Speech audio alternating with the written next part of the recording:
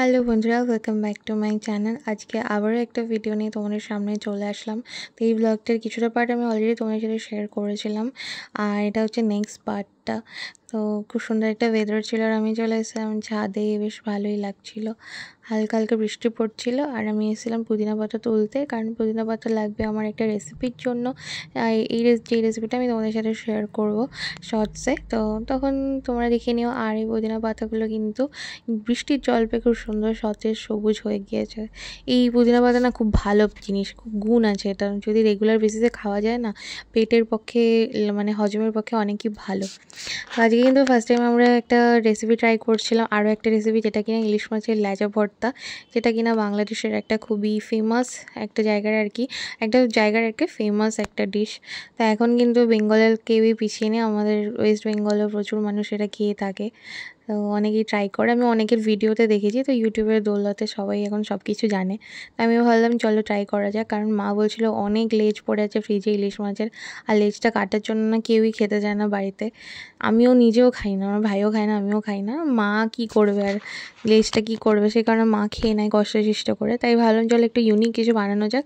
কিছুই না, তেলের মধ্যে 2 কোয়া রসুন দিয়েছিলাম, কাঁচা লঙ্কা, শুকনো লঙ্কা আর একটুখানি কালো জিরে দিয়ে ভেজে নিয়ে তারপর মাগুলো পাটায় মানে শিলনোড়ায় বেটে নিয়েছিল।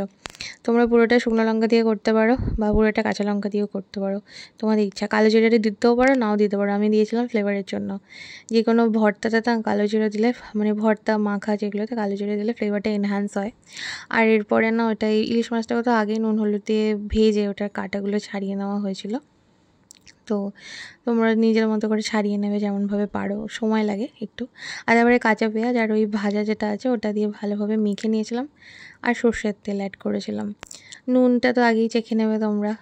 তো সবথেকে ব্যাপার যেটা, সেটা হচ্ছে এটার মধ্যে যদি ধনেপাতা দেওয়া যায় তাহলে কিন্তু দারুণ খেতে লাগে, কিন্তু আমাদের বাড়িতে আমার ভাই ধনেপাতা খায় না, তাই ধনেপাতা আমরা দিতেও পারবো না। আর যদিও আমাদের বাড়িতে ছিলও না, তবে তোমরা ধনেপাতা দিয়ে ট্রাই করো।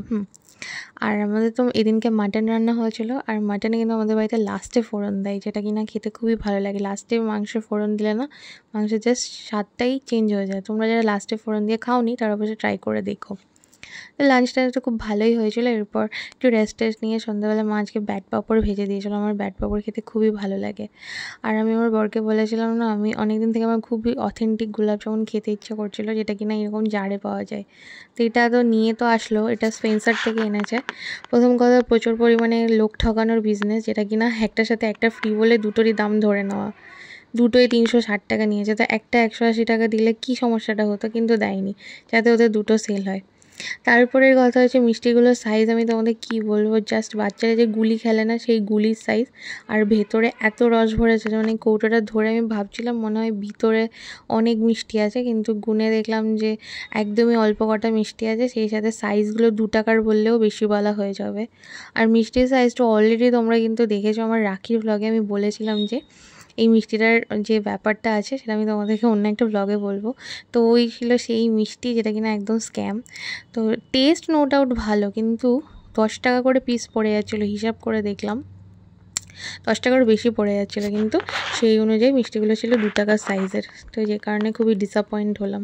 মানে আমরা মাইক্রোওয়েভে দিয়ে গরম করে ওটা সাইজটা কোনোভাবে বাড়েনি, বা ওরা বলেছিল অর্ধেক রস অর্ধেক গরম জল দিয়ে রিপ্লেস করলে হয়তো সাইজটা এনহ্যান্স হবে, সেটাও হয়নি।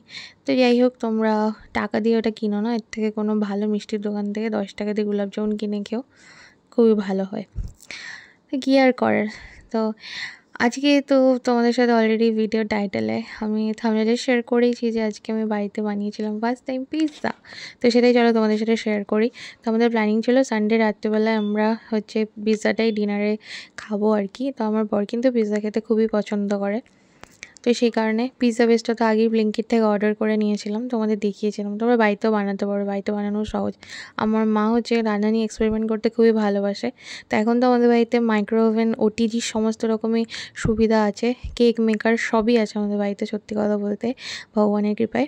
তো আগে আমাদের মায়ের কাছে তো ওগুলো কিছুই ছিল না, কিন্তু মা কখনোই মানে আমাদের তো এই টাইপের জিনিসগুলো যে খাওয়ায়নি এমন নয়।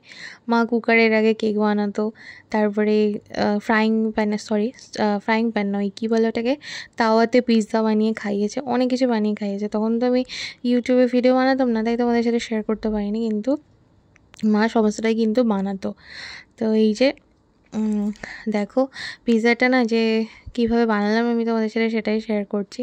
পেস্টটা তো যাই হোক কিনে নিয়েছিলাম, তোমরা বাড়িতেও বানাতে পারো। কীভাবে বানাবো সেটা তোমরা ইউটিউবে দেখে নিতে পারো। ময়দা ইস্ট ছাড়া আর কিছুই লাগে না, ঠিক আছে, জাস্ট ফার্মেন্ট করে রেখে দিলেই হয়ে যায়। আর এরপরে যেটা সসটা আমি একটা লাগিয়েছি, পিৎজা সস, যেটা কিনা আমি বাড়িতে নিজে বানিয়েছি। ওটার রেসিপিটা আমি তোমাদের সাথে শেয়ার করব। তোমরা দোকানে কিনতেও পারো, কিন্তু বাড়িতে বানাতে এমন কিছু ঝঞ্ঝাটও লাগে না আর খরচাও লাগে না বেশি, সেই কারণে আমি ওটা নিজেই বানিয়েছি। আর টমেটো সস তো বাড়িতে সবারই থাকে আই গেস, তো সেটাও দিয়ে দেবে। আমি অরিগ্যানো 10 টাকার কিনেছিলাম, চিলি ফ্লেক্স 10 টাকার কিনেছিলাম। চিলি ফ্লেক্সটাও তোমরা বাড়িতে বানাতে পারো, ঠিক আছে। চিলি ফ্লেক্স আমার মা বাড়িতে বানিয়ে রাখে, কিন্তু এদিনকে ছিল না বলে আমাদের কিনতে হলো। আর চিজ কিন্তু আমরা দুরকম নিয়েছি, একটা তোমার ওই ব্লক চিজগুলো আর একটা হচ্ছে এই মোজারেলা ডাইস চিজগুলো। এটা একটু এক্সপেন্সিভ, কারণ ভেবেছিলাম একটু বেশি বেশি চিজ দিয়ে খাবো। আর আমরা নিয়েছি ক্যাপসিকাম আর পেঁয়াজটাকে এরকম ছোটো ছোটো ডাইস করে কেটে নিয়েছি। ক্যাপসিকামটা একটু লম্বা লম্বা কেটেছি।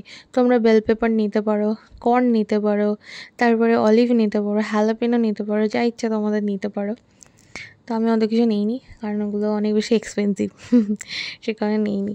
তো বাদ দিয়ে যেগুলো ছিল হাতের নাগালে যেগুলো পাওয়া যায় সেগুলো নিয়েছি। তো এই যা।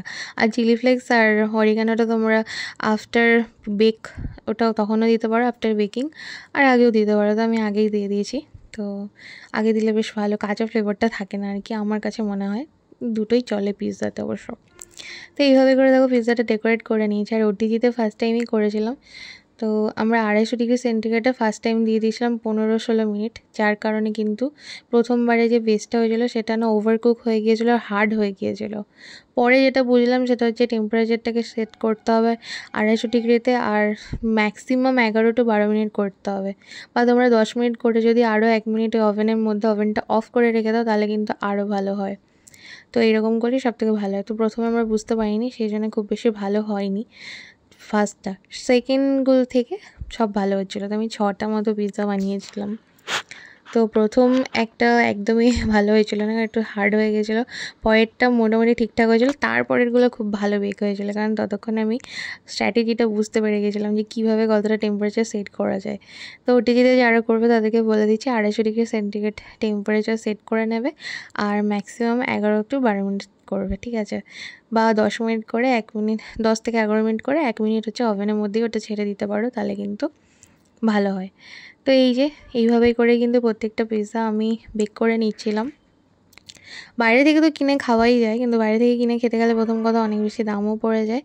আর বাড়িতে বানালে ঠিকঠাক, খুব বেশি খরচা যে হয় তা কিন্তু আমি বলবো না। চিজটা একটু এক্সপেন্সিভ, বাকি সবগুলো হাতের নাগালে পাওয়াই যায়। তো বাইরে থেকে মানে যেমন পিৎজা বেসগুলো আমি 35 টাকা করে দুটো নিয়েছি, অনেকটাই সস্তা। আর এই একটা পিৎজাতে না দুজন খেতে পারবে, কারণ এটা বড় বড় তোমার বড় বড় কিন্তু ওই 4টে স্লাইস বেরোয়। যদিও আমরা ডিনারে খেয়েছিলাম, আমরা প্রত্যেকে একটা করে পিৎজা খেয়েছিলাম, এই মিডিয়াম পিৎজাটা, যেটা কিনা 4টে স্লাইস বেরোয়। তো বেশ ভালোই, ডিনারে খেলে একটা করে খেলেই পেট ভরে যাবে, তো খুব বেশি খরচা কিন্তু পড়বে না।